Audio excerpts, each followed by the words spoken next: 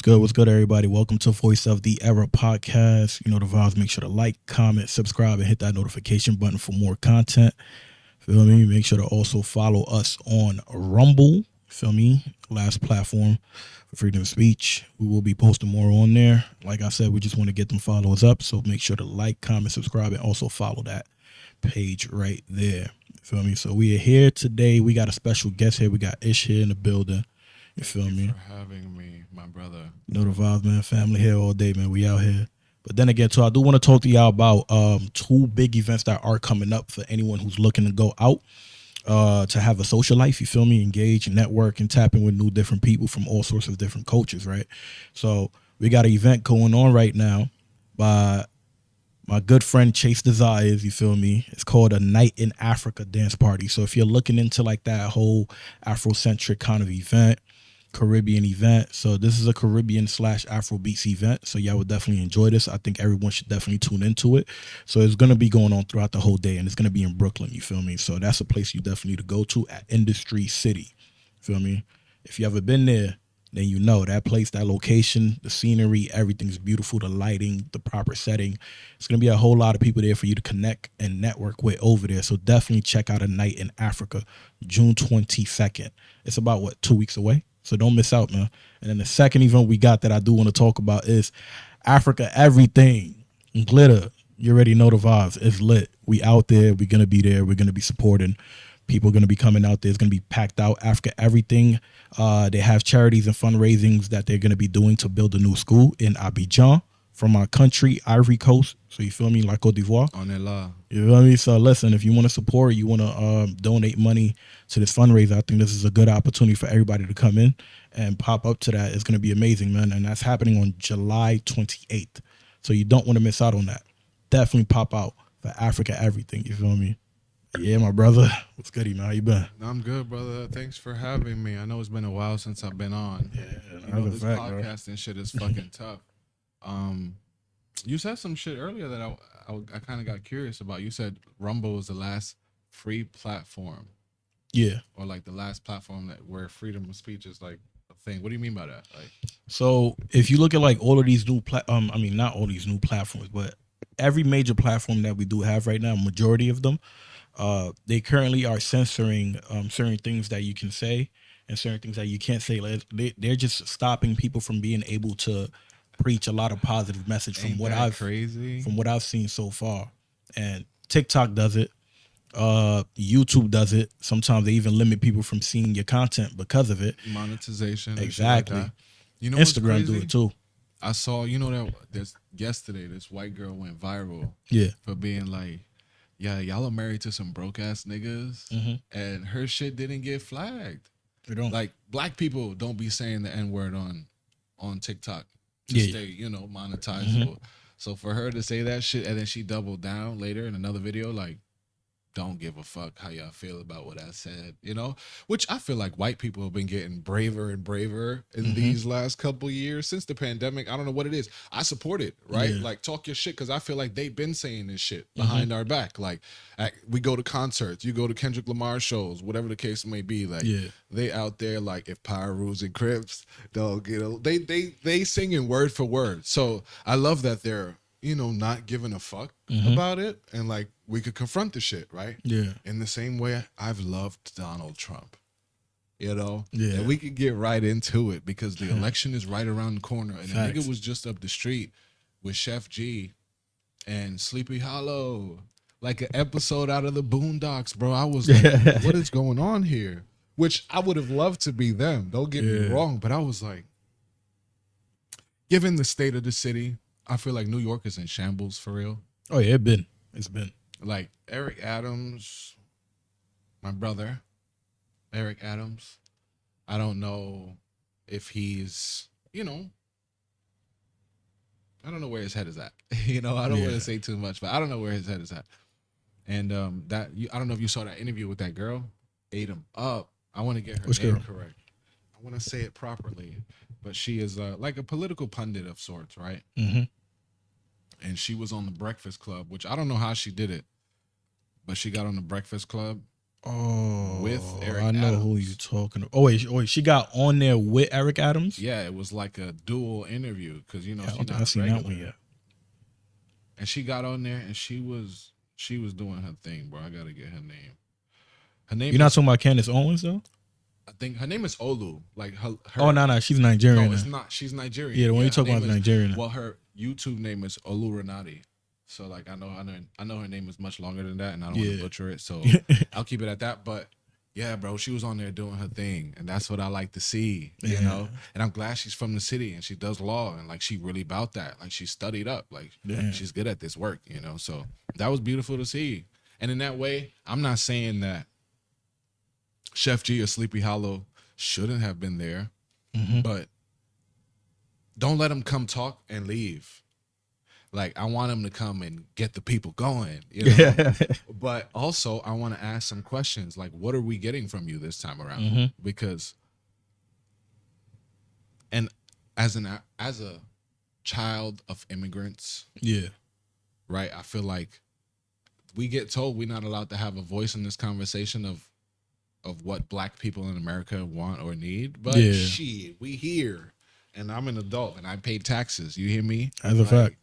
So I have some requests, you know, and I feel like we don't really get much from these niggas besides a rally with Chef G and Sleepy Hollow, you know? Yeah. So how you feel about that?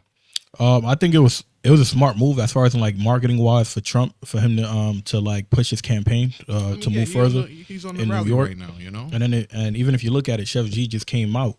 Feel me? Free that man. You know? So well, he's free. He's now, on bond so. right now. Yeah, so he just came out. He was in there for Everything about like over 2 years, I believe. Was it? Yeah, he's been in there for over 2 years, time I believe. flies for real. Because he's been in there since 2021. That's crazy. He just came home. He just came home. So that's a smart move on his end to grow his campaign with getting more so of like the African American community to like want to vote for him. You get what I'm saying? Because if Chef G and Sleepy Hollow go up there, some of their fans are gonna also observe and look at them like, oh, you know what? I might vote for Trump this year. So that's what's really going on with it. So in that sense, he's smart. Now, in the other sense, Chef G and Sleepy Hollow caught a lot of huge blows from that shit, bro. Pause, no Diddy. But yeah, like from them being on stage alone, kind of did make certain people not want to like listen to their music or not want to fuck with them no more. Yeah, and at the same time, they said it was trolling. They probably got more publicity than. Yeah, they definitely got more publicity for sure. But in the back end, it's bad.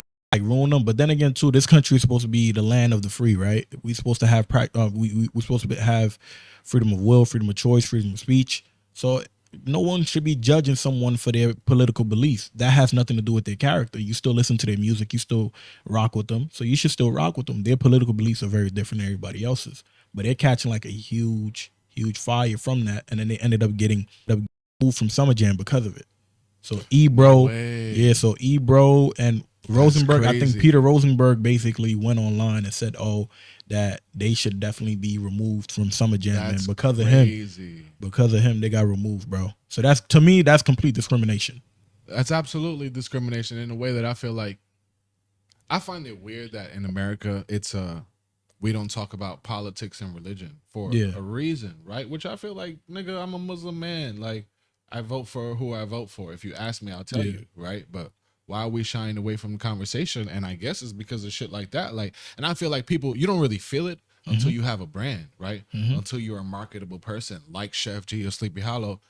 Get shit like that taken away from you. But it's crazy because a nigga like, I don't know who runs Summer Jam, but I think it's Ebro. And is it an Ebro? Yeah, I think if Ebro pulled them niggas because of pressure or whatever the case may be, or sponsors, no one pressured them. That's a sucker move. That's a sucker move. And Ebro is one to have a voice out here and call niggas out for bullshit. So I don't know if I'll see him. You know, Ebro, he ain't saying nothing on it, really. Shit. He be out here in run clubs. I like it. I support it.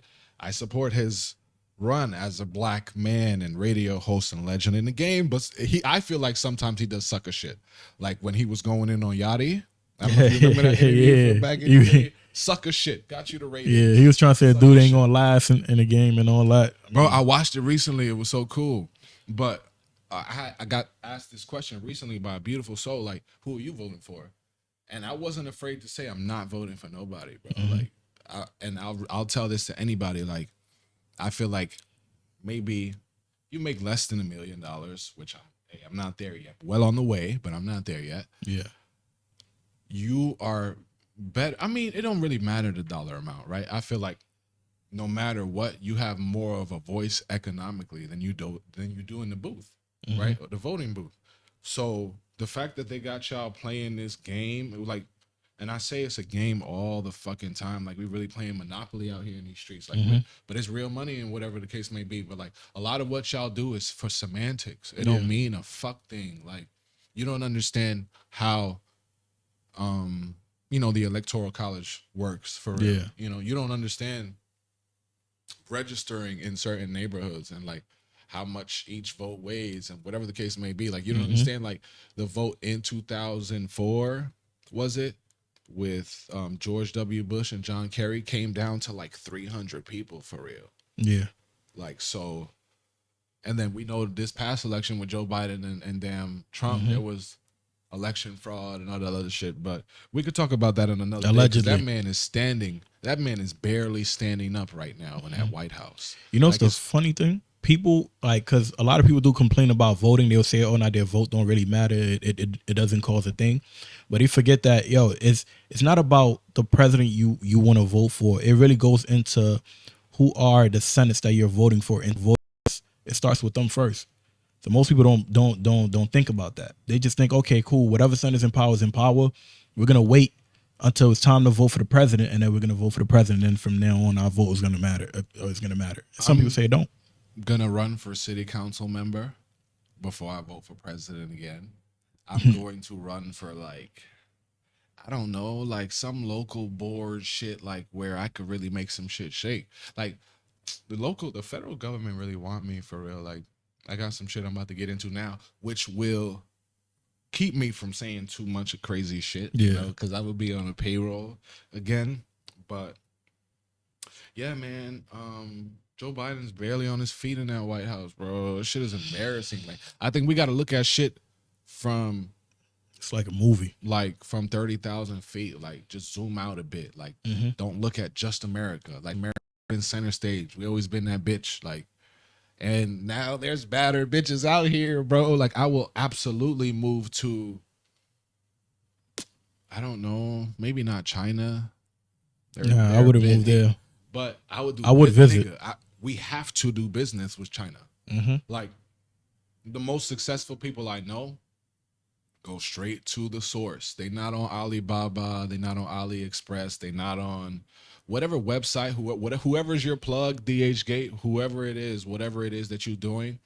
I know a couple of people online and in person that fly to China, go to these factories, Shein, Yeezy, Balenciaga, Nike, who they all get their shit from the same place, bro. We not making no new fabrics.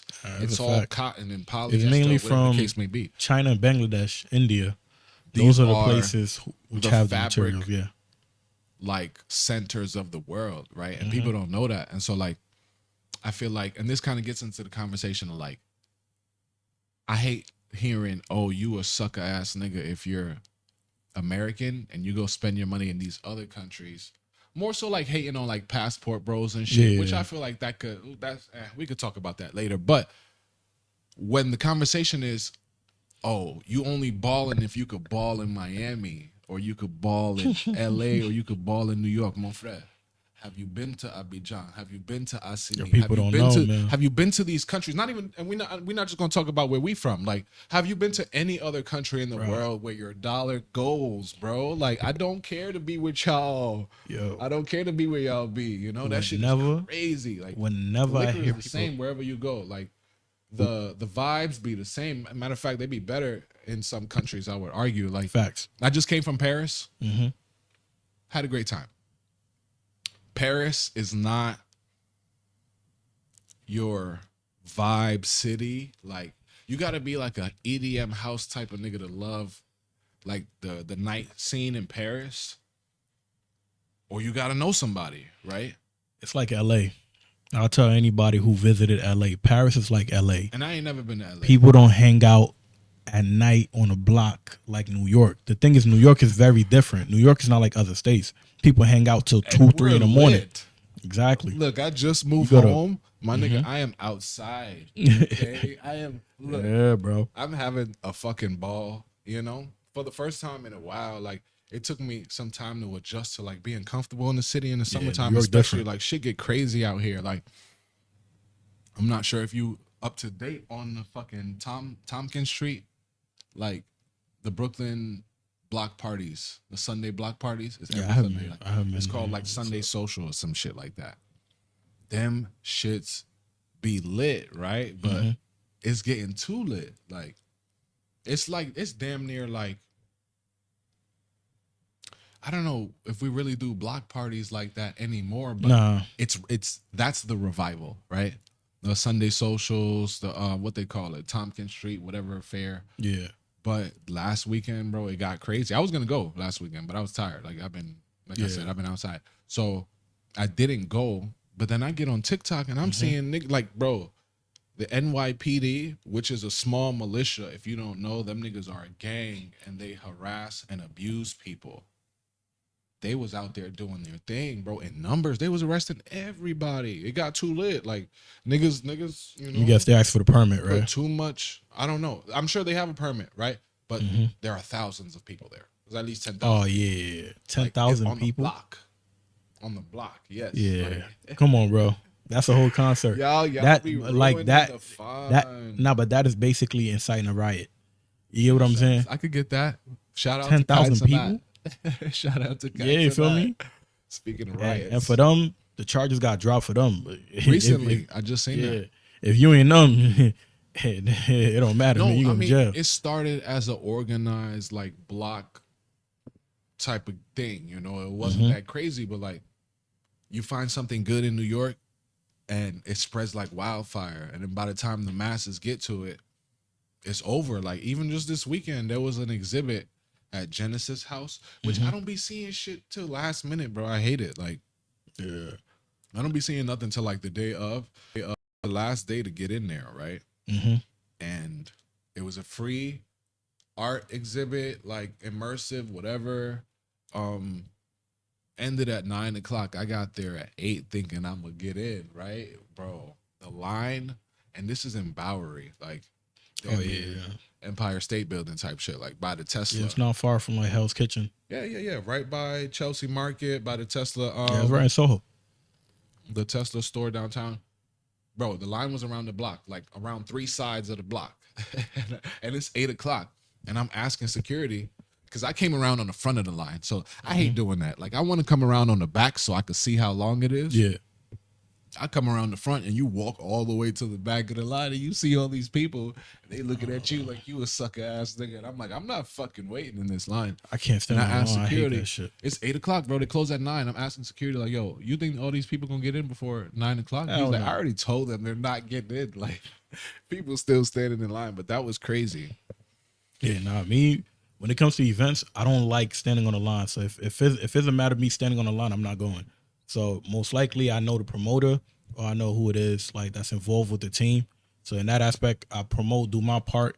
I come in, skip everybody, get the hell in. Whoever people I'm with, they come with me. Or 9 times out of 10, a lot of times I get a section, so it's even easier. I like that. So when I get the section, now me and my team, we just skip the line and go in. Even if they guarantee me to skip the line, not stand nowhere, still do that like that, bro. Yeah, I ain't got section money. Not in America. At least. Like, I got section money in DR. I got section money in Ivory Coast. Like, I got section money where, yo, you be amazed. Ivory Coast sections, bro. It'd be like here. Weird shit though. Like, one time I was out with my BM on her birthday. Yeah, bro, them niggas sold me half a bottle of Jack. Like, cause they didn't have. Be careful there. They sell fake Jack. But the premise was them niggas didn't have a full bottle. They was like, we'll sell you half the bottle. I was like, nah, that's crazy. I mean, I guess. Nah, but I went, which is kind of dangerous if you think about it, because the shit was already open. Like, I'm done. I'm done drinking anything from local lounges. Except for my Tiger Bone and Root, bro. From local lounges. Local lounges in Bobo and Ador, like literally in Abidjan in general. Local lounges do not. I recommend anybody do not buy bottles from there. Dog, we go to a spot with some shorties, right? We go in there. I buy a bottle of Jack. We didn't even finish the bottle of Jack, so then we took it brand home. new. It had the seal. Brand new, had the seal and everything. These niggas is pros, bro. We take the shit, right? Now, me, in a moment, the first shot that I took, it was all right. But I'm like, damn, why that Jack is a little bit weak? Damn. You feel me? I ain't saying nothing. Go to the crib, put the shit. Yeah. These Oh, shit, Ivorians, yeah, be careful, man. I think you hit the volume. I turned it up. OD. It popped for some reason just now. Check.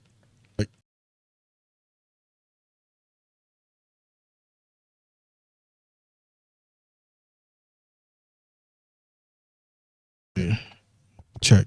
All right, it's good now. We good. We good. What were you saying? So, whatchamacallit? So we take the liquor back to the crib, right? Now, I put it in the freezer. You feel me? So after I put it in the freezer, the next morning we had some new shorties who came through. So those shorties, they like to party and stuff like that. We like, oh, where it's lit. So they come through. When they come through now, one of them requested liquor. I said, oh, word? Say less, don't worry. I got the bottle. You know how when you mad hype, I'm like, I got the bottle, right? You go to the freezer. So I tell my cousin, I'm like, yo, go to the freezer and get the bottle. My cousin goes in there. He's like, what bottle? I'm like, nah, there's a bottle in the freezer. Ain't nobody drink. I'm the only one who drink here, bro. Nobody drinks. So I'm like, get the bottle. So he comes out with a bottle and the bottle's frozen. I'm like, what bottle is that? Right. He was like, that's the bottle you brought yesterday. I say, yo, bro, That's liquor don't freeze, nigga. I'm like, ain't no way that's the bottle. I picked the shit up, rinse it off. It says Jack Daniels. Frozen completely. I'm like, yo, these niggas sold me fake liquor. Yeah. That's crazy. They sold me fake liquor, bro. After that, I'm like, nah, crazy. I'm good on that, bro. Anybody tell me about drinking liquor in Africa, bro, the liquor tastes like juice, bro. It's not real liquor. They mixing it with some shit and you wouldn't even know it. And stuff like that could mess you up for life. That's a fact. That's good to know. Yeah, bro. But we was at mad places over there, bro. Like we had OD fun in Ivory Coast, bro. You need to take me home, bro. Because every time I go, yo, you gotta come with us. My parents, bro. Yo, you come with us, bro. Because now here's my thing. You're gonna be lit. You're gonna enjoy. Like me and my siblings are the oldest of the cousins in the family. You get what I'm saying? So like, we supposed to be the ones to figure out lit shit for, I guess, our cousins. And y'all gotta figure it out quick before them, or they might never experience it. Like, nigga, I'm almost 30. I'm about to start a series called I'm Almost 30. And I think it's gonna be a bunch of shit niggas is supposed to do before they 30. So like shit you're supposed to do in your 20s, shit like that. And then like shit that I want to knock out in my bucket list, right? Because I feel like when you're 30, you're supposed to be kind of distinguished, you know? You got to mature, you know? That's why I got on glasses and shit, you know? Because I'm almost there. But yeah, I want to start that series. And that's why I'm saying it on here, right? Yeah. And that's why I'm doing the show to begin with, because I need to be more accountable for the shit like that. You know, that's why I feel like podcasting is a form of accountability in a sense. Like niggas don't have no place to really come and express themselves for real, right? Yeah. And I know there's a war going on outside. This girl on TikTok, her name is Mecca. She say shit like, she boycott black men with microphones because you niggas should not be having microphones and having podcasts. And I'm gonna look, fuck all that, right? She fine. I'm not even gonna cap. Like, I'm not trying to beef with her or nothing.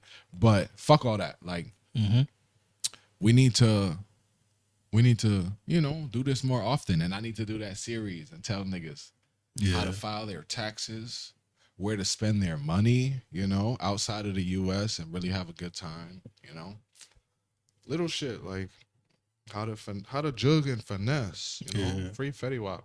That nigga he jugged and finessed a little too much and got locked up to the feds. Not gonna lie, I think podcasting probably have only a few more years left until niggas are still getting big deals. Yeah, but podcasting, put it this way. So I kind of agree to a degree why. I mean, with the statement of why certain things just need to be limited with certain people. I know why she's saying it.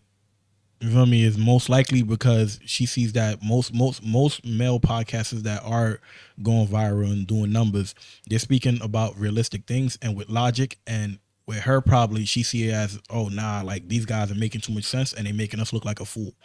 So in that sense, they feel like, oh nah, they should ban male podcasters with couches or whatever. Like I've had a bunch of, it's only females whoever wrote that in like the comment sections whenever it came to us like doing podcast episodes. Look at me. I don't give a fuck how they feel. That's what I be saying, bro. I don't give because this damn, shit is bro. really. Because I'm gonna take this and we're gonna chop it up and we're gonna put it on Instagram and TikTok for you niggas to fucking give us your opinion anyway, right? Talk to me. I'm feeding you. Like you wake up and get on them platforms anyway and look for people to tell you how to feel and think and breathe and sleep and walk and talk and work out or whatever. So I'm sure I'll say something you'll like eventually. If not, you'll find another. And I don't think podcasting is dying in a sense. I think everything is evolving, right? So like niggas we're not just putting the shit out on Spotify, Apple Podcasts. Really, what other platform are niggas listening to podcasts on anyway? We got a camera out. This is going on YouTube. It's going on TikTok. Yeah. If at a point niggas is gonna start streaming, like streamers are really. No, that's what I'm saying. The streaming is the future. Exactly. So that's where it's at. Streaming. Them streamer niggas got the same mics we got. Okay, so I don't know what the fuck you know. Because podcast overall, difference it makes. Overall, now this is where I would say that I will agree. Right. I think I will agree with her, but I'm not agreeing to the reason why she said that they should ban male podcasting. I think they should ban male podcasters who lie to people and sell them a freaking dream and tell them, life is just cookies and cream. Everything is sweet. That's not how life is, man. I like to be more realistic and tell people, yo, look, the real world is rough. It's tough. No one will like you. You have to develop yourself as a man no matter what. Because when times get hard, those same people who told you, nah, just express yourself, cry it out, and pray.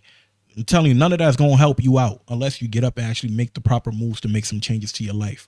And it all starts from somewhere. A lot of male podcasters who are taking off are actually advocating for male improvement.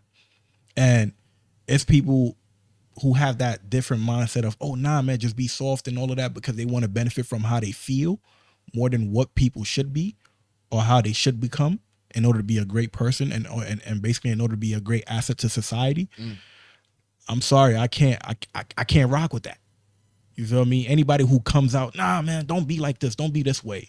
This is how male is supposed to be. You're supposed to improve. You're supposed to be a leader. Not all men are leaders. You feel me? Absolutely. And then we got a trend of the blind leading the blind. Certain people just be in denial with things.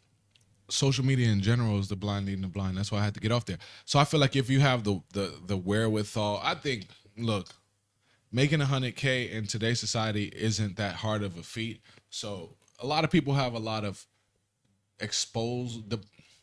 It's hard, bro. No, dependable. Easy, what's the word I'm looking for? I guess like expendable income. Like they have extra money to buy shit like this, and be able, like, if you can afford to buy all this equipment and put your information out there in 4K and crystal clear audio, you deserve to do it. That being said, how do you feel about niggas like Fresh and Fit? So I definitely watch their episodes. The best show that they do have are the shows that they have in the daytime, man. It's very educational as far as in like wanting to be an entrepreneur and wanted to be able to basically pursue different careers or jobs. Not jobs, but different career paths in order for you to generate multiple money. And especially if you're trying to look for like passive income, bro, they've been having mad different kind of people over there, bro. Like from crypto to real estate. They do their thing. Marketing. You know what I mean? They're great. That being said, you're politically correct as I try to be. So I'll never say I like or dislike anything or anyone. No, I'm not politically correct, man. I'm not politically correct. Yes, you are. Hell no. Sometimes, you got your shit together. Nah, I'm trying to get like you, King. Politically correct on what? What? All right. So what would you think I would be politically correct on? I just feel like you're okay. Maybe not politically correct, but well spoken. Because we might agree on a lot of shit, and I don't think I'm politically correct. Yeah. But I will say that I absorb all information, right? And I've seen their podcast, and I've taken what I could from it. Yeah. Which mostly could be marketing and how to do a podcast and how to get it viral and what's viral and what's not, right? Yeah. But all that other shit, like I see them do a lot of shit that wouldn't sit right with me. Yeah. I'm not gonna touch on it. But all that to say, I commend niggas who try, and who are consistent, because that's the hardest part. Niggas ask me all the time, like, yo, what's up with your podcast? What's up with your... Fuck y'all. Like, I have a son to take care of. Like, shit is hard. Like, I just moved back to New York. Like, I'm not doing this shit for free, you know?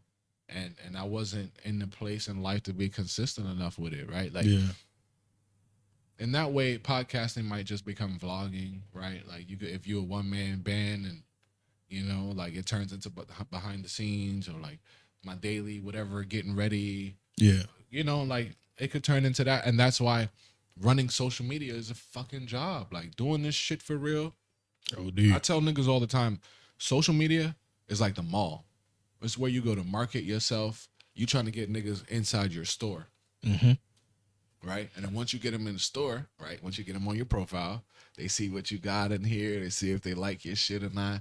And then they'll see if they want to make a purchase, i.e. DM you and see what type of services you got to offer. Now we exchanging information. You get what I'm saying? Niggas don't look at social media like that. Niggas just look at it like jokes and memes and Black Twitter and this shit funny, whatever the fuck the case may be. Your favorite TikToker or your favorite Twitter troll, Instagram model, these niggas are making bread off of you. These niggas are making bread. So it's really hard for me to sit on any platform for real and not try to monetize it. Yeah. You get what I'm saying? So yeah, bro, like it's just so many ways to make money out here. That's why when you said it's hard to make $100K, bro, you're almost there. Nah, I'm not. I've made it. Exactly. But this the thing though, right? This the thing. Bro, everyone don't have the same mindset. That's one. Two. Listen. This the thing about it.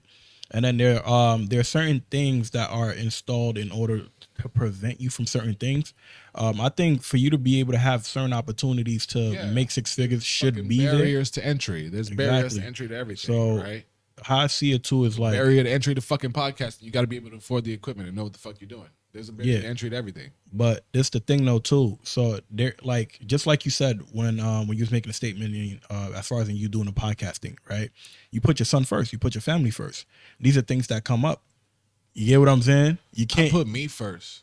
I'm not even. I put my family first. Put your family first, bro. But I put me first. Essentially, like if my BM watching this right now, she gonna be like, "Nigga, fuck out of here." What you mean? But essentially, like I couldn't do social media for free. That's what it was at the time, right? But now that I'm in a more comfortable space and I can see myself monetizing this shit again, you niggas gonna hear from me. You get what I'm saying?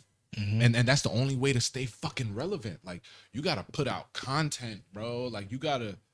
This shit is daily activity. Like there's niggas. That's all I said. I'm pull up on you often because there's niggas out here recording several shows a day. Social Proof, David Shands, shout out to him. Several shows a day. I've been to his studio in Atlanta. That nigga is an operation. Who else is out here killing it in the podcast game? I mean, Joe Rogan got $1 billion for them niggas. You know, we're all trying to strive for that. But I say this though, like when it comes to generating income, not everyone is privy to just making six figures, bro. It's damn near impossible to make.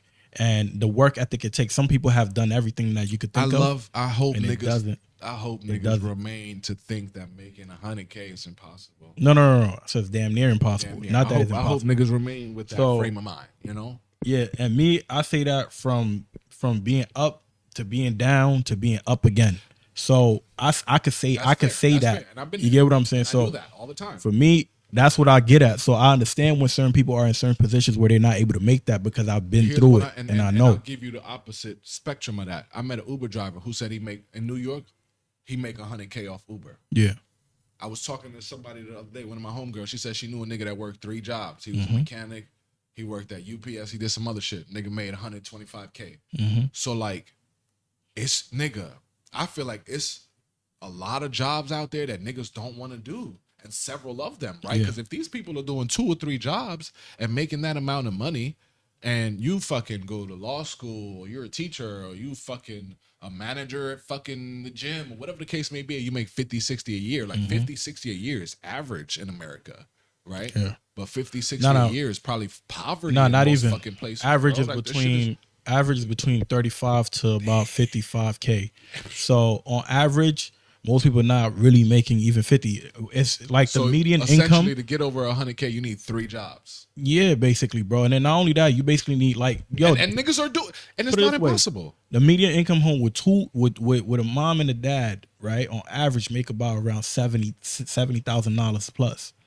You get what I'm saying? And that's with 2 I parents. advocate you signing the lease with your girl. I advocate you and your girl moving in and y'all that's what I be splitting telling the bills. people, bro. Not 50-50. Making 50. But New York is expensive. Yeah. It's not 50-50. I advocate for y'all putting y'all minds together. This is why niggas don't want y'all to get married nowadays. Yeah. I advocate for marriage, for dual household income.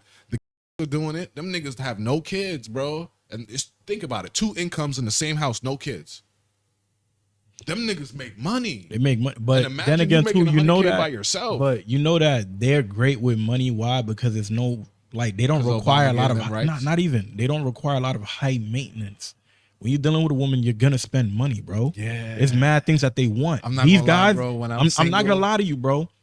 Non-heterosexual males, I kid you not, they spend the least money. They know how to budget themselves. They don't have to worry about excessive things. Pleasing nobody. Exactly, bro. Yeah, I'm not gonna lie, bro. When I'm not gonna spend, bro. When I'm single, bro, I tend to save more money. I tend to have a little bit thicker pockets. And then also, if you do want to look up stats and everything, right? Who are the most in debt in the U.S.?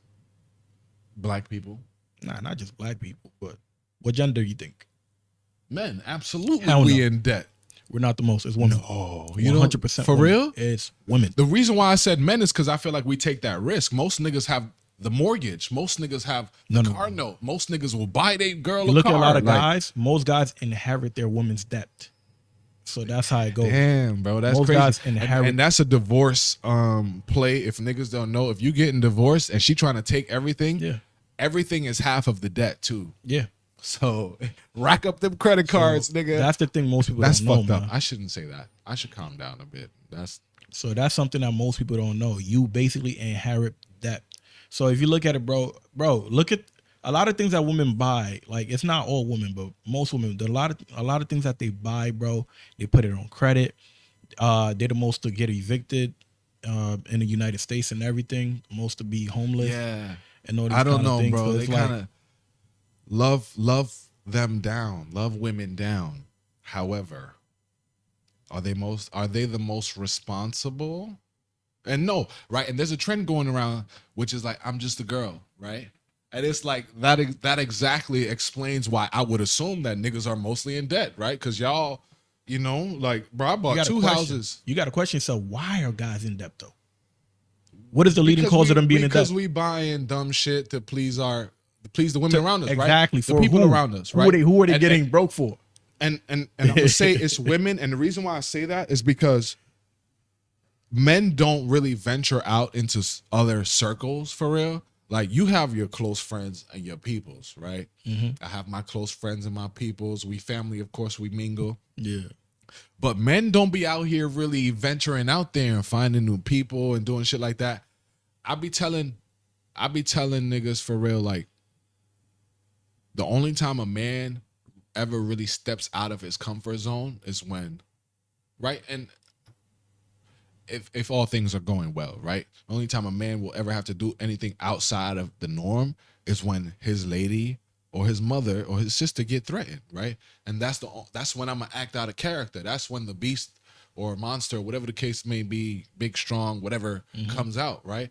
Outside of that, bro, niggas be at home, with a girl. The niggas I know, at least, right? But most guys are peaceful and boring. So women are the more social creatures. Women are the ones that put the events together, the baby showers, the girls' nights, the game nights, the couple nights, whatever the fuck the case may be. Like, women are the ones that are social and get a nigga out there. Yeah. You get what I'm saying? So, like, in that case, that's why I would have just, again, assumed that niggas are in debt. Like, bro, the saying is happy wife, happy life. Like, I don't believe that shit, man. That shit is bullshit. And bullshit look, line they brainwash. And I'm finding out more and more every day of how much I'm a Muslim African man for real. Like, I really feel like being from New York or being from America for real, like, we just look at shit from a first person lens, and you probably don't even see how other people perceive you. Mm-hmm. But I'm like, damn, like, so many of my ways come back to that. Mm-hmm. being fucking from Abidjan or no, whatever, like having immigrant parents, like the way we grew up, like the shit we did in New York, especially, like, and I traveled, right? Like as a child, I moved out of the city, I came back. So like I feel like I have a different perspective. And even kids from New York, like immigrant children from New York, have a limited perspective of like how life can be outside of New York and outside of America. Because New York has the syndrome for the US that I think America has in front of the rest of the world, right? New Yorkers feel like we them niggas, right? Like, I ain't going to fucking Utah. I'm not going to fucking Delaware. I'm not going to any of these flyover fucking states because ain't shit going on over there. Yeah. Everything that's popping is going on in New York, right? America feels that way about themselves. And then the rest of the world is looking at us like, y'all bugging. We the ghetto niggas at most places outside of the U.S., bro. And being in the military taught me that, traveling around the world with white people, because they really act an ass out. I shouldn't say white people, because and it's from personal experience, right? Being in the military, being with Marines, jarheads, like them niggas are crazy, bro. Like, and seeing how like confident or bold or cocky we are delivering freedom to niggas. Like, them niggas didn't even ask for that shit. I ain't know I wasn't free before you got here. Appreciate it though. Yeah. You know? Man, that's a real thing, man. So, but as far as in like really touching in on the like monetizing off of things, so this is the thing too when it comes to the monetization part of things that most people don't know. So it's easy for us to tell people too, yo, you can monetize and make this on social media platforms. But the thing is, all of these social media platforms have different kind of incentives. And then not only that, with those whole thing of where they shadow ban people, that's messing things up from people to actually see their content, bro. No. Banned. That's what I'm saying. Now, listen carefully to this part, bro, because this is the part that people don't know. This is the reason why sometimes you have to be very careful what you say on social media. Yes, we all don't care to be banned, but also you're trying to monetize off of something, right? So in order for you to monetize off of it, you have to follow the rules and regulations to a degree. Yeah, exactly. So, but there's other ways where Chef G and Sleepy Hollow. But there's other ways where you can speak without, like, basically avoiding their kind of guidelines. You get what I'm saying? So instead of me saying, fuck you, fuck this, or whatever, I could just say, oh, no, I don't associate myself with this. There's other ways to say certain things, right? So once they shadow ban you from these platforms, they also don't allow you to run ads a lot of the times. They don't allow you to basically market and promote yourself. So they would literally put a sign out on your social media saying that, oh, this is against community guidelines. So because of it, they're going to limit people from seeing it. Sometimes they don't even tell you. They take you out completely. So when that happens, a lot of the times, they demonetize your account. Even if you make a new account, it don't matter. So imagine you had about 10,000 followers, subscribers who all tune into your page, and then they just shadow ban the whole thing and wipe it out completely. Now you started from fresh. It's hard to get people to actually even go and subscribe to your channel more than ever. Although some people be like, they're loyal fans. Shadow ban where niggas will hide you from searching shit. Yeah, they can't even find your page sometimes, bro. And I know that because they did it to me. They did it in my personal Instagram. How do you notice when you're getting shadow banned? It's easy, bro. And mine is so bad because, look, I could post something right now, right? On average, I get over 1,000 views easy. But people ain't liking it. People ain't seeing it. You get what I'm saying? That shit demotivated me when I was doing my thing, bro. Yeah. Fuck all that. No, it motivates me. I don't be caring. I still go off, right? But not everyone have that same willpower. So a lot of people who see social media as their only... I'm a quitter. Yeah, I'll start over. I'll delete them DMs and shoot again. You bugging? Nah, I still I already know me. Me alone already. I know myself. I'm a one-man army. So regardless of anything, they try to stop something. For it, bro. I'm gonna. I don't need nobody to fucking amp me. You know, I'll do it by myself. However, I'm not gonna keep doing it over and over again. You know, you get. You can still do it over and over again, but this time I'm trying again. I'm trying right now. You just learn from your mistake. I'm gonna learn from every attempt. Because that's the one thing that most people don't know. If you find a perfect niche and you know that you're good at something, you continuously go and do it. You could fail 100 times, like you could fail 99 times It just might be that Yeah, last yeah, yeah. 100 One time, viral video, bro. and it's gonna take off. That's what I'm saying. Like, bro, I saw a chart that said you got to flip $100 10 times to be a millionaire. Like, that is very motivating. Yeah. And niggas say 100K is hard. Like, you even flip with that, $100 10 times. 50-50, even with that. Bro, I'm taking fucking stats right now and doing exponentials and confidence intervals and shit like that. And these numbers are real, bro. Like $100 10 times over. And you're up there, bro. Like, and you really gotta put it all back in. Risk it all every time to double it up, right? Yeah. And niggas are scared to do that, bro. Like, I could understand, like, making $1 million and getting comfortable, right? Or making, it's been times where it had dropped 30K in my account, and I'm like, fuck, like, and I've gotten complacent. Like, when I'm chilly, bro, I don't be in the gym. I don't be, you know, like, that's why y'all don't be getting content from me every now and then. And those are the best time to really keep looking going. out for a nigga, you know? Those are the best time to keep going. When everything is going up, those are the best times to keep going. Like, I remember when we first did the first podcast episode, like, I already had everything planned out from the previous podcast I used to do in 2017. So I'm like, I bet I know the marketing strategies. I had read all the books, the marketing books and everything, and studied it all. So when I was like bringing the team together, I told them, like, look, this is gonna go viral. We just got to create this and this and this, and then push it all together. We all have to move as a unit, and it will work. From the first post that we posted, it didn't go viral. So I've made a TikTok. Let's say I just made a TikTok. I'm not gonna give y'all the complete tea of specifically what I did, but I ran up a TikTok that I made from scratch. And I knew that the first two or like 3, 4, between like from 1 to 5 posts that I was going to post, I just knew one of them was going to go viral based off of what I studied from the analytics. Wow. So, and you told me, I asked you the other day, like, I want to start putting clips on TikTok. Yeah. Should I start a new page? And you said yes. I was like, nah, but I said don't post on it yet though. I haven't posted a fucking, so I haven't made a new page. I don't like making new pages, bro. Yeah. So when you ready, that's when I'm gonna show you exactly what you need to do. Should I delete the account though? Because if that's the case, if that's the account, nah, I ain't shit on there. I just be watching shit. Like, I'll keep it for the algorithm. Yeah. And for the niggas I'll follow, but I'll just follow them again. Like, yeah, I would say still keep it.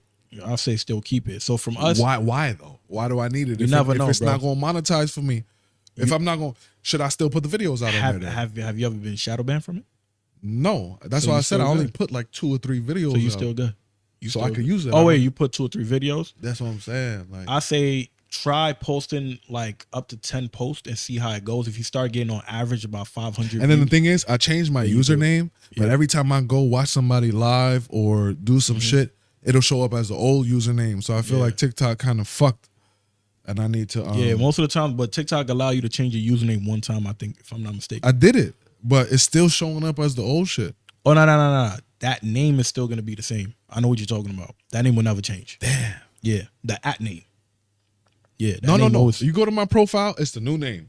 No, I know. On the profile, it's gonna show the username. Where I be commenting and shit. Yeah, when if I comment on somebody's page or watch their live or whatever, it's gonna show your @name. Your @name is still the old one. Damn. So your username is the new one. Because my old shit was my old podcast. Shout out to Chessmo Show. Yeah. So and all my good people that I had on there. Yeah. So, like I was saying, right? So I already knew how many posts I would have to post and what I would have to do as far as in like getting my shit within the algorithm. So the moment I did that, I left it there for the next day, and next thing you know, bro, by the next day, within 24 hours, it literally went up to about 10,000 views easily. I love Dr. And I was like, Umar, whoa. bro. Like, I was like, whoa. I don't know why I brought that shit up, because I just seen this video on TikTok. Yeah. But yeah, bro, you could niggas will stitch a video and watch the video, not say a fuck thing, go viral. Green screen. If you nervous because your apartment look like shit, green screen. Yeah. You could just put yourself in the back of the video, let the video play, and now ain't shit behind you. Yeah. You get what I'm saying? And I say all this, and I'm probably talking to me. I say this all the time. Anytime I'm giving niggas any kind of advice, I'm really talking to me. Yeah. If it works for you, it works for you. You can take that information and run with it. But Yeah, man. There's so many ways to get it out here. Yeah, but I'll tell anyone, like with us with the podcast, I'm not gonna lie. Yeah, was it a strategic move in order for it to go viral? 100% it was. But to me, I wasn't comfortable with it. I think it was luck. That's what I think. You get what I'm saying? Luck? Yeah, Oh, I think you did. No, I Consistency. think you get no. more lucky the more consistent you The are. first video going viral, that was, I think it could have been luck. The topic that I made for that whole thing, I knew that topic was a heavy topic. Damn, I Now, like these lights, bro. yeah. So I knew that topic was a heavy topic. I knew it would hit, but I didn't think it would hit that much. But I could say this for sure. To me, I think it was luck because, how do I say it, man? I'm not, being viral is something that I'm not into. You get what I'm saying? So how I saw it was, okay, Yeah. put it like this. So I've been around celebrities, right? We don't work with celebrities and everything. So being around that kind of setting, Yeah. show me that you have to. Love that. Yeah. So when you like around that kind of environment, it kind of teaches you how not to be starstruck. That's one of the worst things you could ever do. Most people who have a certain position of power don't really like it when you're fanned out about them. They want you to treat them like they're a regular person. And a lot of niggas like their ego stroke too. So Exactly. it's a fine line. Yeah. So, but for me, I don't give a damn. So I acknowledge that. Even when I worked, like my first music video I ever did, it was for a celebrity, Victoria Kimani, and she gave me my first publishing on Genius. So Fire. when I did her video, I was like, yo, it's lit. I just did a video with Victoria Kimani. I'm gonna go viral. I'm gonna get mad bookings, mad clientele for me directing. It was the complete opposite. The video was viral. Nobody freaking acknowledged who the hell I was. Right. You get Nobody what I'm saying? reads the credit. Nobody stays for the credits. And my name is flashed up there. But no, like nobody acknowledged it. I wasn't getting no clientele from that video. You and know that was a why, celebrity. bro? Because you You know need what I'm to saying? brand yourself. Exactly. And with every fucking freestyle that you drop, Mm-hmm. it should be the behind the scenes with the freestyle that come with it. Because niggas need to know who they is. And you could No, book they don't. you could book a fucking wedding photographer. You could book a drone pilot. You could book a nigga. But that's why I like people with personality. Shout out to Phil, my brother Phil, this kid that I met. What's his Instagram name? But it's my guy Phil that I met in I met him in Atlanta. Actually, I met him on TikTok, actually, because the nigga was doing acquisitions like me. Yeah. Right? Like he had bought a business via some platform or some means of, he found the information, found the financing, found the business, bought it, right? Yeah. Or he talked about on TikTok about how his deal flopped, and I saw myself in him. I'm like, fuck. Like, one, not only did my deal flop, I was supposed to tell my story and use that as a means to like brand myself and put myself out there and teach people how to buy and sell businesses and shit like that. So I reached out to him and told him like, yo, I really fuck with what you're doing. I like your message, blah, blah, blah. You know, I would love to work with you in any way, shape, or form. Bro, within the week, I was on his podcast, right? Yeah. Told my story, did my thing, but we stayed in connection ever since then. Like, pulled up to an event in Atlanta. He's on the board of Render. Shout out to Render. That's a good, it's a tech brand in Atlanta, and I met some beautiful people there as well. But yeah, I say that to say, I don't know why I said that. I said that to say that branding yourself is so important because Phil got such a style on Instagram and TikTok. It's really just him.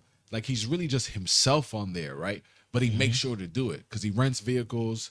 He does drone photography. Like he does philanthropy. He helps out at schools. He's no different from really any other successful black man, but he does it with his style and puts it out there. And he's intentional about putting himself out there. So shout out to Phil, man. I love how he do his thing, bro. Yeah, And so I would love to have him on again. For me, how I saw it was I understood, and I've been around certain celebrities that when they were hot, they behaved a certain way. They had a certain character, a certain demeanor about them. And that aura is very telling. And I've seen that when they get full of themselves because of the attention that they get so damn much, it creates this new persona that's just a negative persona. And when that happens is what that do is it start to deteriorate your work. You're right. You get what I'm saying? So after a while, you learn to understand that clout is only temporary. It's not a long-term These thing. niggas don't really like you. Exactly. They don't really like any of us. So that's how I saw it. So once the first video went viral, I saw that, okay, cool. This is just a one-hit wonder right here. Now I have to figure out a way to make it not become a one-hit wonder. I need to be able to produce more work that could come out What did more. they like? What that did could be they more not entertaining. like? You know, analytics will show you. But it's not even about what they like. It's about, okay, what am I preaching? I need to be preaching something I believe in, right? So it's more so about, okay, I'm gonna speak. Now people who are interested in it are gonna listen and they're gonna watch it. Yeah, it's a fine line between like being yourself and appeasing the crowd, like doing what's viral, because that shit. Because people are always gonna critique. You can't make everybody happy. That's impossible. And I learned that already. Because I knew that the things that we will be talking about on the platform would be controversial. You get what I'm saying? These are things that people speak about behind closed doors that they wouldn't speak in the public because they're afraid. So the conversations we have with people, we basically have that platform now for us to be the voice of the era for the people. Voice of the era. You get what I'm saying? I love that. So I want I want us to have our own show, maybe State of the Union. Yeah. You know, something just as bold and brave as Voice of the Era, because that shit is so fire. But even if I'm just a guest as many times over, you know, I'll do that, because I think you are headed to great places, my brother, you know? Yeah. But I'll tell anybody, man, once you get that viral moment, that is the time for you to go in. I mean, Can't stop working. Drop content every day right after that. You get what I'm saying? That's the number one thing you should be doing. In order for you to in order for you to stay within the algorithm, you need to. I'm not even going live, bro. This is some gems I'm giving you right now, right? The moment that you have a viral video, you don't stop. That is when you need to be dropping videos consistently. Don't worry about the comment sections. Don't read it. It don't matter. Keep posting. Don't worry about people with negative energy. Even if you have people around and they flop, put on the camera and do it yourself. That's one of the hardest things to do. The moment that you start being more consistent is the moment that your views are gonna go up. You're gonna get more supporters that do believe in your message, and you're gonna get a lot of haters. But the haters don't matter. If you could change one person's mindset, right, from having a slave mentality, you can change thousands of more people to millions, and that's all it really is about. And you, no matter what. I know a lot of, like, there's certain people that say, don't be humble. Don't humble yourself. You worked a lot to get certain places. But I'm telling you right now, if you become arrogant, that's going to ruin a lot of things for you. Celebrate yourself, but also acknowledge that, yo, listen, you came from nothing to something. You get what I'm saying? I love humility in people. Yeah. I love humility in people. That's what I tell people all the time, man. Because even no matter what, bro, even whenever like I'm around people, we speaking, we having a regular conversation, and I had some of my friends be like, "Yo, he got a podcast, he do this." I'm like, I'm like, it's some podcast. Look, that you were saying, like, as soon as you go viral, you got to go hard. That's why I'm afraid to go viral, my nigga, because I don't know if I'm ready for this kind of shit. And you know, I'm just the small local guy from the Bronx. I'm just little old me, you know. So. That being said, bro, I appreciate you for having me, bro. This has been a great conversation. Yeah. And I'll be back for sure. Yeah, I appreciate it for sure. Here. We're doing this. But I'll tell people, man, no matter what, that viral video that you get, do not let it get to your head. It's just a moment. Trust me. I done posted viral videos on Instagram way before we had the podcast, bro. Them shits got over 1 million views and everything. And then they took the video down. Like, I don't. Damn. So to me, it's like, it's cool. I know that, yo, the moment that certain people reach a certain kind of amount of reports on that video, photo, whatever it is, they will take it down. So I acknowledge that, yo, I was already shadow banned on Instagram. So I know that TikTok, all of that was going to come too also. Like, we shadow banned on TikTok completely. We post something, sometimes they don't even get more than 50 views. So, and they will tell you they're limiting that video from people seeing it. It won't be on your feed. Crazy. So for people to see it, they got to go specifically on your page. Crazy. Now, if they shadow ban your page, how are people going to find your page sometimes? You get what I'm saying? So that's what makes it hard for a lot of people, and people don't understand it. And that's why we do advise for people to like follow pages like that we have on like a platform like Rumble or Twitter, which is X now. Like those kind of platforms are still allowing people to express themselves without getting judged. Those kind of platforms are the only reason why we still doing long form content like this. Yeah. Bro, we're going to clip this shit up and put it on TikTok for you short attention span having ass. Literally. All right. And then I'm going to have a link in the bio and another link and another link and another link, because we trying to stay on the top of y'all minds, you know, for whatever the case may be. Like, I ain't got nothing to sell right now. I will very soon, you know. What do y'all want from me? You know, I'll figure some shit out. I ain't trying to hear. Bro. But social media overall, man, you can monetize, you can make a lot of money. There's just a lot of incentives that comes with it. A lot of people tell you you can do it, but most people don't know how to do it. That's one thing I'll tell people because I had so many people tell me that you can make mad money out of da. And I'm like, dog. I don't listen to niggas, bro. When they tell me that shit, I'm like, yo, listen. Everything you talking about, I did it. What's that one? Who are these niggas? Bro. We need to lock these I be having a niggas. lot of people preaching. Bro, even on YouTube, when you go to Bro, I don't go YouTube, outside. I don't tell niggas what I got going on. It be so many Everybody has an gurus, bro. opinion. I have an opinion. Y'all are listening to it right now. It be so many gurus, bro. Yo, with YouTube, let me tell you one thing right now. The first thing that people don't tell you, you have to have about up to, I believe, 1,000 subscribers in order for you to get monetized, and that comes with another incentive. You have to have up to 3,000 watch hours to get super chats and memberships, and then on top of that, you have to have 4,000 watch hours in order for you to get monetization, which means running ads on your platform. So these are the things that people won't tell you. They may tell you can make money off of it, but when they do tell you that, you have to ask them, okay, what can I do to make money off of it? And let them break it down.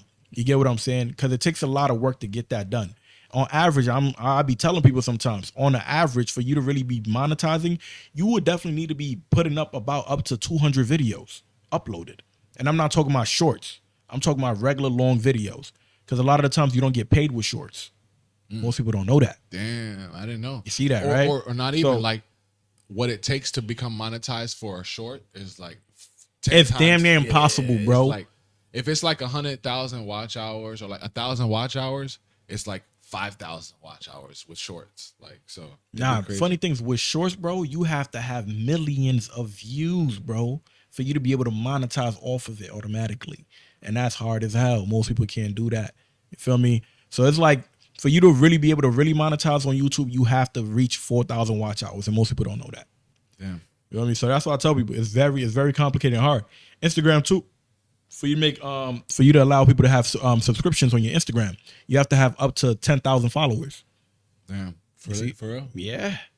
So these are things people don't know that. Niggas don't even know. That's what I tell you, bro. Social media, man, is very complicated, and you need to like learn and observe these things. I'm gonna have a Discord. I'm gonna like create a little course for people to watch this on our Patreon. Which I'm going to be like going in depth into what you need to be doing to be able to monetize off of social media. It's not an easy road. And I'll tell you right now, if you are weak-minded to the point where you're a person who's quick to give up, this is not for you. Don't do it. I'm just going to be honest, because most people don't tell you. They're going to sell you a dream, buy my course, do this. If you're weak-minded, if you think that you can't do it, I wouldn't recommend you to do it. Now, if you have the willpower to be like, listen, I'm willing to do this, knowing that I could lose in this, I'm willing to die for this, I'll do it. Then I'm telling you, come forward. We'll teach you everything that you need to know on how to do it and everything, bro. That's really what it is. I feel if you don't, you need to have a passion. If you're not willing to die for anything, you shouldn't be doing it. Which could come off like very extreme because niggas are going to their 9 to 5s on a day-to-day basis. Like they are not willing to die for that job, and you shouldn't be. I respect that, but whatever you're passionate about, if it's not up into and willing or up into the cost of your life, like, do you really like it that much? Like, that's I'll be telling girls who like claim they love me. Do you love me for real? Like, how much do you say you love me? You know, because it could get real murky, right? And I'm not telling you to lay your life on the line. I'm just telling you to offer it up. Yeah, you know, just say you're gonna do it. Hit me with the pump fake or something, like, you know. Yeah. So definitely, we're gonna have these courses up for people to learn all of these things, how to monetize, what you need to be doing, figuring out your niche. Your niche is the first thing you need to be figuring out. What are the things that you're gonna be speaking about on social media? What do you want to promote? All of these things, marketing, all of that. Like literally, bro, I had to get into graphic designing years ago, and all of that played a part with all of the podcasting and stuff like that. We did the podcast first in 2017, bro. My cousin do my graphic for my shit back then. Shout out to her. We first did it in 2017, bro. Feel me? In my boy Booba's crib. You know what I mean? Literally in his living room in Harlem, bro. That's where we did that shit. And then we did an episode in my crib when I was living in my parents' crib at that time. Harlem is like my love child neighborhood. Like, I'm probably have me a fucking, you know, a nice little apartment tucked away in Harlem with a child and inconspicuous mom that stays there. Nah, I don't think I could live in Harlem. Why not? You think it's a little? It's a lot of commotion out there. Nah, this is not my place. In the future, I want to get a condo in Manhattan, like in the city. The reason why I say Harlem is because it's still Manhattan, right? But it's the black center of Manhattan, bro. Like it's like I don't think there's a match to what Harlem does culturally for black people in New York, let alone America. Because Harlem put on for niggas, bro. And as a Bronx nigga, bro, I gotta say that. Like I have family in Harlem all my life growing up, so I spent a lot of time out there, and I like the Bronx is a little bit too unstructured for me. You get what I'm saying? Like we got it's huge. We got mad neighborhoods within the Bronx, right? So remember, the Bronx is a borough, though. Harlem is not a borough. Exactly. Harlem isn't a borough. It's more like a neighborhood. So I guess I'm not even gonna compare the two, but as a neighborhood, I love Harlem, bro. Like it's so it has such rich culture. You get what I'm saying? To the point where it's damn near being fucking gentrified by niggas who want the vibe. You get what I'm saying? It's been gentrified. Harlem been gentrified a while ago. After the early 2000s, and niggas started being brave enough to come outside. After like the YBs and YG niggas started to die down, and them 1080 niggas. Yeah. Because I know a bunch of them sets used to be out there in Harlem too. I could be wrong. I'm not a gang. Nah, they mainly been in the Bronx. No, I know those are mostly Bronx sets, but those are South Bronx sets. Like they had niggas in Harlem who they used to beef with. Like they, not even gonna touch on that. Yeah. Nah, that culture, man, I grew up in it. Not even gonna touch on that because that's evolved to like new drill. But the thing with Bronx too, the Bronx history, like the Bronx is is a deep. little too The thing with the Bronx is the Bronx has a major impact into the African American culture. Yeah, right. But the only problem is that the one thing that people don't know about the Bronx is that the Bronx was destroyed. The Bronx was good. Bro, niggas don't remember that fucking famous newspaper. They broke everything down, bro. The Bronx was burning. That's what it was called. They broke everything down, was on bro. Fire. You know what I'm saying? So that's what same thing happened in Harlem though. If you think about it, like brownstones used to go for $1. Like you see them dollar fucking property sales that are going on now in Maryland and Detroit and fucking Delaware and all these states, right? Same shit happened in New York in the 80s. You get what I'm saying? And these brownstones that were shit, that had nothing, no lead pipes, no copper pipes, because niggas stole everything except the brick, except for the brownstones. And you bought that shit for $1 and you put your $100K into it and you made it back into a livable, even if you was the first to do it. Right now they're going for like 1.2. And it's worth it.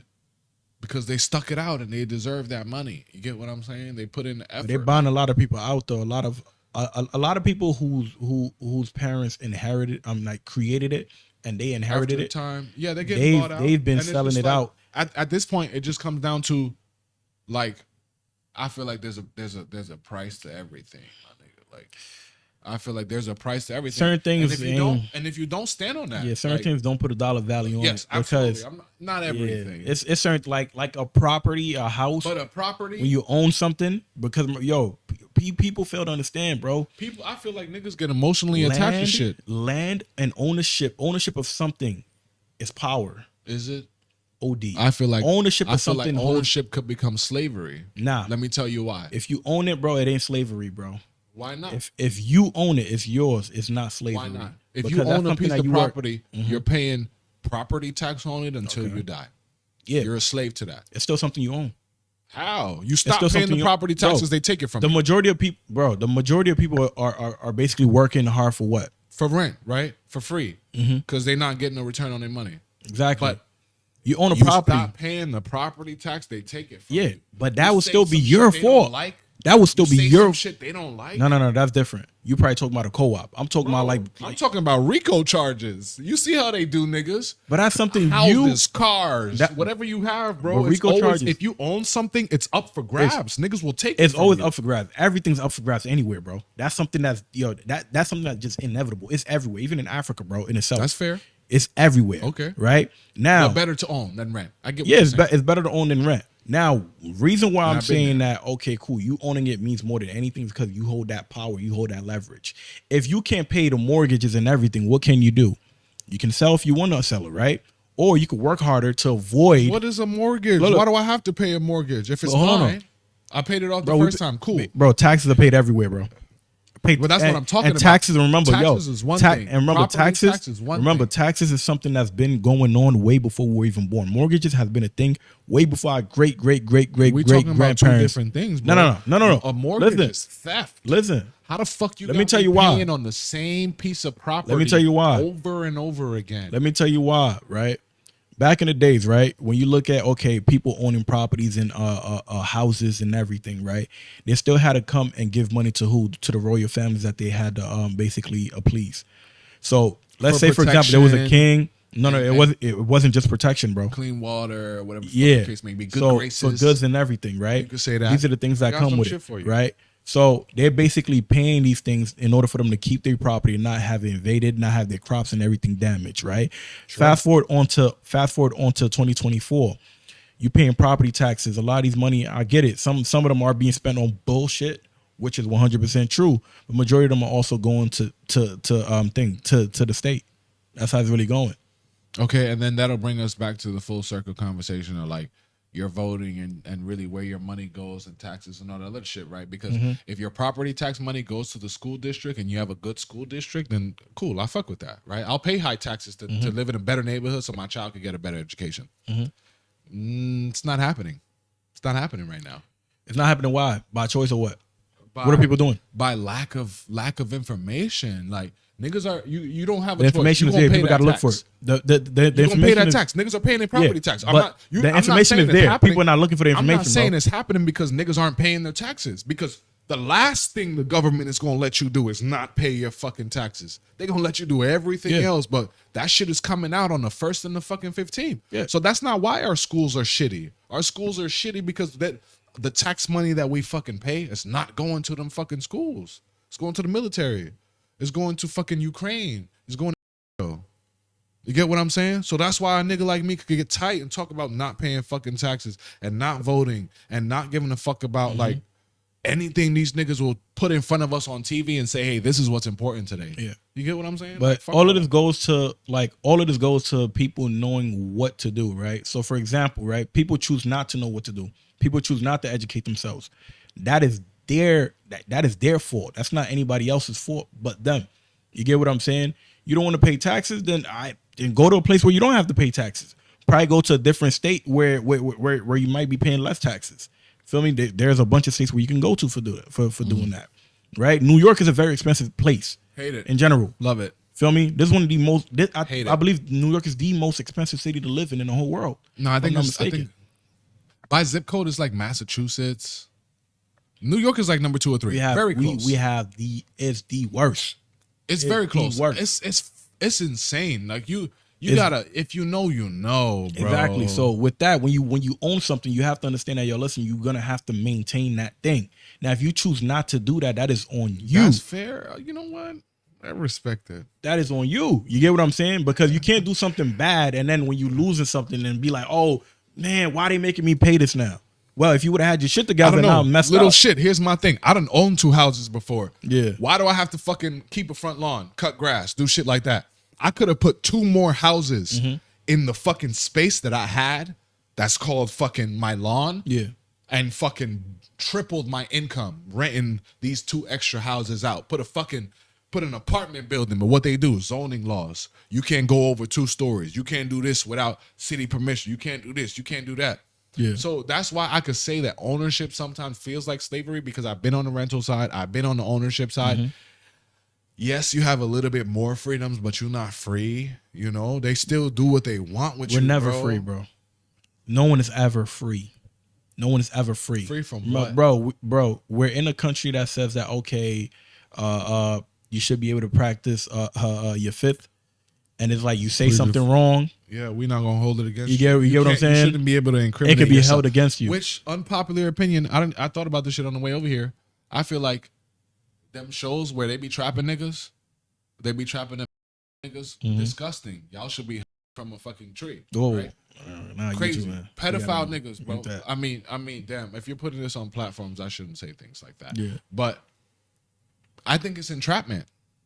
Like if you pose as a child to post and look for predators, right? Essentially, the crime isn't real. You created a farce. You get what I'm saying? Like, there is no child being endangered for real. You pretended that there was one, but there isn't, right? And I feel like that's entrapment in other ways too, like drug busts, like doing a fake drug busts for real as cops, like undercovers, like nigga, that's fucked up. Like you're not a real drug dealer. You didn't have drugs for real. Like you just caught me on some shit. And that's why 9 times out of 10 the drugs have to be exchanged between the detective or the undercover and the fucking dealer in order for it to be solidified in court for the charge to stick. Yeah. So in that way, I feel like, I'm not gonna say bring a real child to the fucking place, but like technically that shouldn't stick in court. I get it. It's still entrapment, right? But I say this. I think it's good to catch people who do that and clean up the streets. And clean up I the agree. street. Legally speaking, right? But this is what I say with that. wonder. Is it entrapment? Yes, but I think it varies based on like the situation where it can be used. Where, how, yeah, what like, was said. From like like drugs and stuff like that too. 100%. I think, bro, you got to be smarter with how you moved it. That's a fact. And you know what you're signing up for before you do it. So it's like, bro, you know that if you did something, you have to hold yourself responsible. We're not here for no reason. Come with it. I'll tell you that. You get what I'm saying? So when it comes to like the child one, I think if it's a situation where they're pinching someone. You get what I'm saying? You can't keep pinching someone and then not expect to get a reaction back. You get what I'm saying? Now, let's say if they're purposely going for guys, hitting them up purposely, right? While the guy knows that they're a minor, allegedly a minor, and then the guy's like, nah, I'm good. I don't want to engage in that. I don't think they should be pinching more to now convince the person to continuously respond to them. That's fair. You feel me? Now, if it's a matter where they hit the guy up, the guy knows and he still go ahead and do it. Oh, nah, you played yourself, bro. You going to jail. You feel me? That's how I see it. Now, if it's a matter where they just pinching. Now, at that point, that's when you can be like, yo, come on, bro. The guy wasn't even trying to do that. Now, y'all just reaching. Now, y'all forced him to go to jail. That's fair. Feel me? I agree. Because, yo, like, manipulation is a real thing. Some people could really convince you to do certain things that you don't want to do. And not everybody have the same mindset. Not everybody's strong enough to, like, say no. That's a fact. You know what I mean? And that's one thing I learned from people. There's a lot of weak-willed people out here, bro. Yeah. And I feel like these agencies they take advantage of it. They take advantage of it, bro. Absolutely. I be telling people, yo, if you ever been interrogated in your life, that's one of the most psychological, crazy things that they will do to you. I've never been interrogated. Yo, knock on wood. If it happens, if you see an interrogation, and the reason why I tell you some shit like that is because I watch all the shows, bro. Like, bro, psychological thriller is my category in Netflix. Like, that's where I go to feel anything for real. You get what I'm saying? So in that way, I feel like, oh, I can't wait to do this dance with you niggas. Like, you think you gonna get some shit out of me? Yeah, some of them not smooth. For an hour and small talk you 5 hours, 8 hours, whatever the case may be, right? And then be like, yeah, I ain't got nothing for you without my attorney. Yeah. You know what's the thing though? Waste your time. Because I know, one, either if I'm under arrest, I know that I'm under arrest, you're not gonna let me go, I'm gonna waste your time. Yeah. If I'm not under arrest, you think you're gonna arrest me because I'm gonna say something stupid. I'm not. I'm gonna waste your time. So knock on wood, that shit don't happen. What I tell people is the moment that you go, like if they pull you into interrogation, the less you say, the better. Just shut the hell up. Don't talk. I would not be speaking unless my attorney is present. You know what the new interrogation is? And then when your attorney is present, you also still shut the hell up and let your attorney do the talking. But even still, I feel like you know what the new interrogation is? Checking your social media. So before you even end up in a room where you're being interrogated and you gotta shut the fuck up, don't post a fuck thing. Oh yeah. Please. If y'all out here doing dirt, if you being grimy, if you out here jugging and finessing, whether it's the federal government or your girl, whoever you trying to run from, please don't post it. Like it's a weird sickness attention, right? Like people wanting to just, hey, I want y'all to know I'm on, right? Like what's being a billionaire if nobody knows, right? Like, there's a lot of billionaires that nobody exactly. Even knows exist. Like you have to get to that place where you don't give a fuck about what people think about you. Like if you don't give a fuck to that people know that you that guy, self-incrimination, man. Are you that guy if people don't know it? Do you feel like you that guy if people don't know it? I do, or I would hope so. Sometimes I do, sometimes I don't. You know, but that's the goal. I don't need y'all validation. You get what I'm saying? Yeah, nah, but that self-incrimination says is a real the guy thing. with a microphone in front of a fucking camera. Yeah, self-incrimination is a real thing, and a lot of people are getting arrested for it. And they could have saved their own life if they wouldn't have posted some dumb shit, and if they wouldn't have been yapping a freaking mouth. And that's all it comes to. The more they talk, the more they post. You get what I'm saying? That's always usually the case. I know a lot of people. It's some people that I know that I'm cool with, and they got their ass locked up because of their freaking mouth. They can't shut the fuck up. They can't stop posting things for everyone to see. And then when they get caught, they wonder why they got caught. Because you're an idiot. And I tell them this when I speak to them one-on-one. I'm like, yo, bro, y'all niggas is dumb. Y'all are dumb. You feel me? So it is what it is. I just tell people, bro, stop talking. You get arrested, you get locked up, or you get pulled in for questioning. Shut the hell up. You didn't know nothing. Let your attorney take care of it. It's not even I don't know nothing. I'm just not talking to you, bro. That's the... Yo, being quiet is the best thing you can do. I'm not talking to you. Because, yo, the more you talk, bro, they have a way. So much shit I remember, they have a way, right, of talking to you to which you can incriminate yourself. Look, so bro, there's a way where they could try to guilt you from how they talk. And, yo, the good cop, bad cop is a real thing, right? Have that. Here's my thing. Ain't shit you see on TV that's fake. Yeah. Ain't shit that you see. Some of them are fake, though. They be lying a lot of the times on TV. They embellish on TV, but a lot of what you see is real life experience. Like all your favorite movies are like, all right, you be the good cop, I be the bad cop. Bro, cops are real people. Yeah. At the end of the day. So how do you feel like them two niggas, before they walked in here, what conversation did they have about what they want from what we about to talk about? Like, those are questions you should ask yourself in any situation. Fuck an interrogation, like a job interview.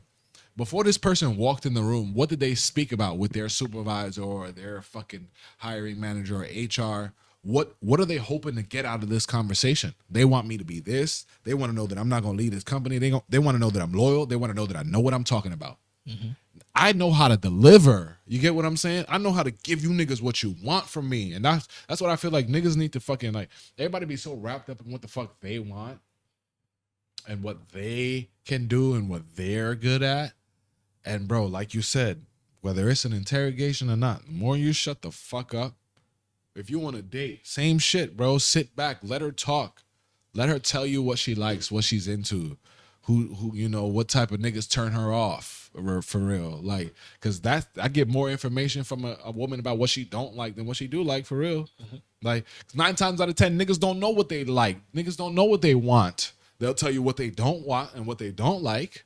You get what I'm saying? So, bro, being observant, being fucking astute, like, not being the center of attention, sitting back, letting shit play out, like, that's real P shit, you know? Yeah.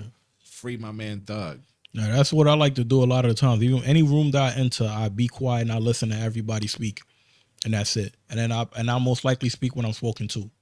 So a lot of the times I don't really engage too much with talking with people. I listen to what they say. I ask questions to understand and to learn, observe, and move forward with how I see things going. I'm always trying to outdo you niggas. I hope you know. I hope you're listening and you fucking watching. Look at me. Look at me in my fucking eyes. Shout out to Drake. I hope y'all niggas know I'm fucking always trying to one up you and do better than you niggas at all times. Like, this shit is not a fucking game. Like, I think niggas are too complacent, bro. Niggas be too, whatever, we having fun, we going to the club, we going to the bar, blah, blah, we got our bitches.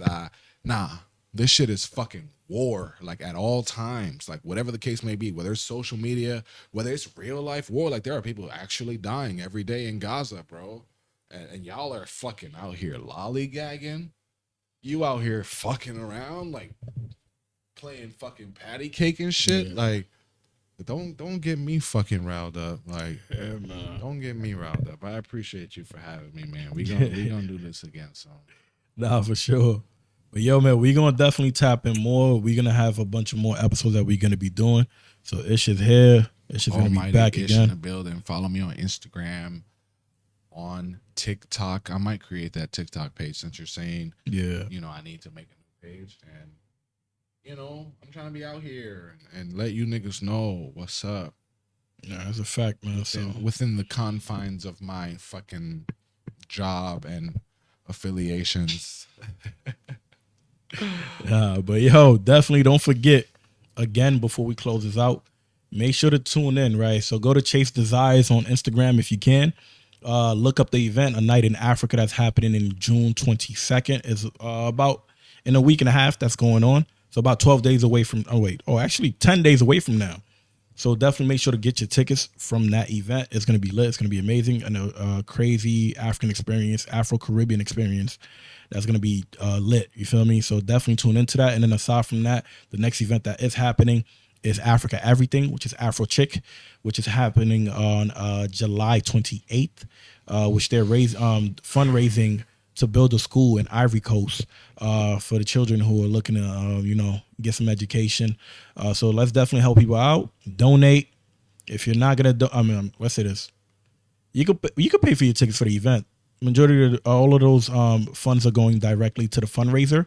If not so, then you could just go into the website and donate to the fundraiser to build the school for the children, for sure. All right. So thank you very much for watching. Make sure to like, comment, subscribe, and hit that notification button for more content. Thank you and peace.